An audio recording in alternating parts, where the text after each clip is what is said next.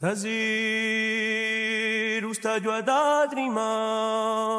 sait que notre Corse a souvent été envahie, mais on a toujours tenu bon.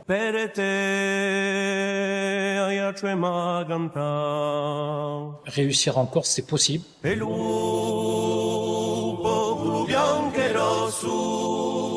n'ont plus qu'à ouvrir ce portail, rejoindre le groupe professionnel.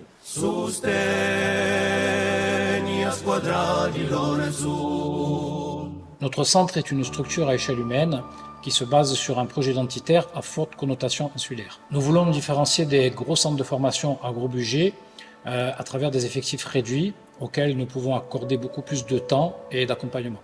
La scolarité est très importante. Aujourd'hui, tous nos gamins, même ceux qui signent un contrat professionnel, font une formation. On sait que par expérience que malheureusement il y a très peu d'élus, 3% de réussite de joueurs qui passent professionnels, la pyramide est impitoyable. Donc ils se doivent d'obtenir un diplôme. Il est important de savoir que chez nous, aucun gamin reste inactif intellectuellement, même en post-bac. On propose des formations qui peuvent être un PPGEPS, un BMF, un CAP métier de football. Et c'est vraiment important pour nous puisque c'est un projet scolaire, c'est un projet social et un projet sportif en finalité. Nous accordons énormément d'importance à la scolarité et au côté social. La finalité et l'objectif principal, c'est le côté sportif. Donc atteindre le haut niveau. Si ces gamins-là arrivent à accumuler les trois, ben c'est super. Et si malheureusement c'est pas le cas, eh bien on aspire vraiment à ce que ce soit scolairement déjà une réussite et humainement également.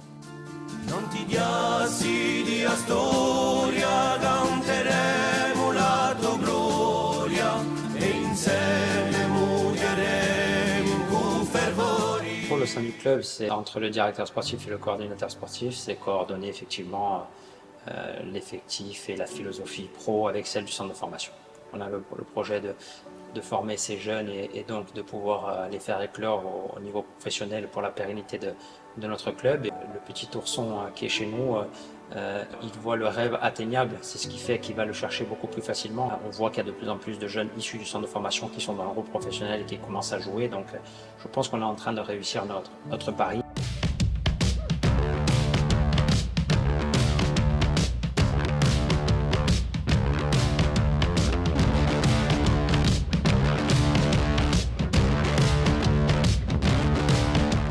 Ce qui est important, c'est de savoir que déjà nous évoluons sur 2 sites. Le premier, c'est le stade François Coty, où nous jouons tous nos matchs de compétition, où se déroulent les entraînements de l'école de foot et du groupe élite.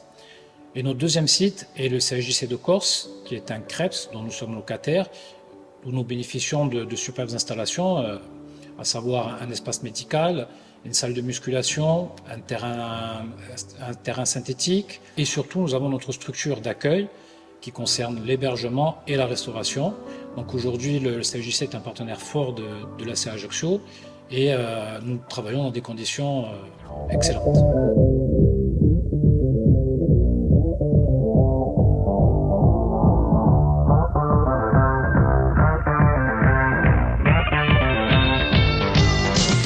C'est un travail de longue haleine parce qu'il faut aller voir des matchs de toutes les petites catégories et on se doit de connaître tous les petits qui sont sur la région ajaxienne et la région corse. Essayer d'avoir le maximum d'insulaires qui rentrent dans notre centre de formation. Il faut que le joueur nous apporte un plus-value. Quand je vais voir les matchs, je vois si un joueur a le profil pour nous rejoindre et ensuite j'envoie un courrier au club en disant que on aimerait que le petit nous rejoigne pour venir voir quelques entraînements, voir comment on travaille, voir notre club. Beaucoup de personnes m'appellent pour faire des détections au club. Donc ça veut dire que le club commence à grandir. Un petit ballon ici qui court. Ouais, voilà. Vas-y. Ouais, bien joué.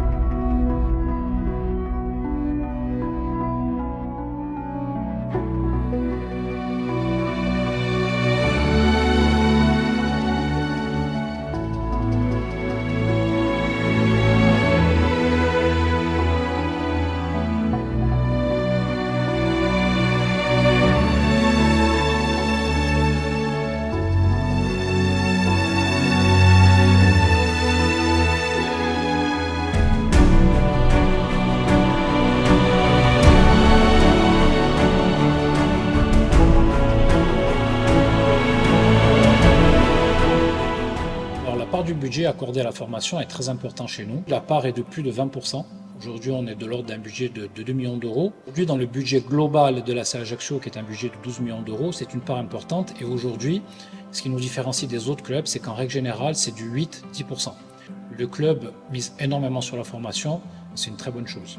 Aujourd'hui, le centre de formation s'est énormément agrandi en termes humains. Environ 25 personnes à temps plein sur le fonctionnement du centre de formation. Il y a 2 éducateurs par catégorie, donc un coach principal et un entraîneur adjoint, accompagné d'un préparateur physique, d'un analyste vidéo, d'une nutritionniste à temps plein. Et nous avons un référent socio-éducatif qui est en charge du suivi de la scolarité et de l'hébergement. La philosophie, c'est tout simplement sur le point défensif, c'est d'avancer, voilà, d'aller chercher le ballon chez les autres et pas forcément attendre qu'il nous arrive. Donc encore une fois, défendre en avançant. Et au niveau du jeu offensif, c'est de savoir allier du jeu de position, du jeu de conservation, mais aussi du jeu de transition. De donner la chance à des jeunes joueurs très rapidement, et c'est ce qui permet d'être attractif, puisque de l'extérieur, les gens se rendent compte qu'on peut jouer très jeune à la CA.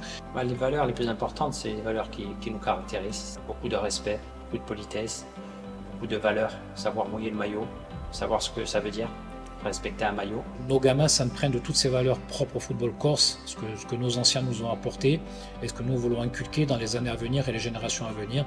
Cet esprit, alors cet esprit ACI, cet esprit corse, on ne lâche jamais rien et on se bat jusqu'au bout. Défendre nos valeurs, c'est aussi défendre notre territoire.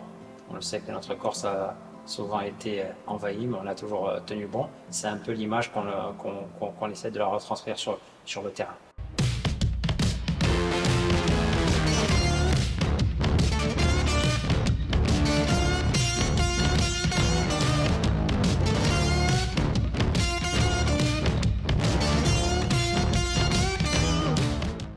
Nous avons environ 65 joueurs sur l'ensemble de la formation, plus une vingtaine en catégorie U16. Ce nombre se décompose. Déjà, nous avons 26 internes qui sont dispatchés sur 13 chambres à l'internat. Nous avons 30 joueurs sous contrat, ce qui est quand même nouveau pour la CA puisque c'est la première année. Nous avons 12 joueurs aspirants, 18 contrats stagiaires, 58 joueurs sous convention de formation qui implique tout un suivi en termes de scolarité. Aujourd'hui, ce rêve est accessible à la CA dans le sens où on se rend compte à chaque journée de notre match professionnel qu'il y a de plus en plus de jeunes qui intègrent l'équipe première. Il faut savoir que sur ce début de saison 2023-2024, 50% de l'effectif est issu de la formation. Donc c'est quand même quelque chose d'extraordinaire et c'est vachement parlant. Nos jeunes ont une opportunité de pouvoir évoluer au niveau et ça c'est quelque chose qu'on ne retrouve pas dans les autres clubs. Aujourd'hui, la CA peut se vanter d'avoir mis à disposition de nos jeunes insulaires des conditions optimales qui sont reconnues par l'ensemble du football. On voit que depuis quelques années, on est vraiment sollicité même sur la Corse. Alors avant, c'est vrai qu'il y avait d'autres clubs et les petits peut-être choisissaient d'autres clubs. Maintenant, je vois qu'on arrive à recruter sur toute la Corse. L'idée, le projet dans l'idéal, ça serait vraiment des joueurs insulaires. Pourquoi des joueurs insulaires? Parce que c'est important pour nous d'avoir cette identité, que notre public puisse s'identifier à nos joueurs. Là, depuis 2-3 ans, tous les meilleurs joueurs qui rentrent au Pôle Espoir nous rejoignent automatiquement à la CA Ajaccio. Aujourd'hui, ce qui fait la force de nos centres de formation, c'est ce côté familial, c'est cette proximité qu'on peut avoir avec les gamins. Donc on part sur des effectifs beaucoup plus réduits pour pouvoir leur accorder du temps, de la présence, de l'écoute. Nous avons notre recruteur du centre de formation qui joue le rôle de grand frère, Cyril Vanouch, qui est très proche de ces gamins-là et qui très souvent est à l'écoute. On voit que c'est possible, que maintenant la passerelle va très vite. On voit un joueur comme aujourd'hui Kélian Grazian, qui est en 2007, donc qui est encore U17, qui est déjà titulaire avec la Nationale 3. Et il a encore peut-être 2-3 marches à franchir pour passer ce portail qui symbolise un peu notre centre de formation par rapport aux pros, où ils n'ont plus qu'à ouvrir ce portail et passer pour aller sur ce terrain, rejoindre le groupe professionnel. On va parler de Benjamin André, qui est issu du centre de formation, qui aujourd'hui est capitaine de Lille en première division, Andy Delors, Mati Camara, on pourra en énumérer un certain nombre. Aujourd'hui, on est fiers de leur réussite. Réussir en Corse, c'est possible. Voilà, à condition de comprendre les exigences d'un sportif de haut niveau et les sacrifices à réaliser. C'est une réelle volonté sportive, c'est une réalité, c'est concret. Et les stats, à travers notre classement dans les centres de formation, prouvent que c'est possible d'avoir du temps de jeu à la salle.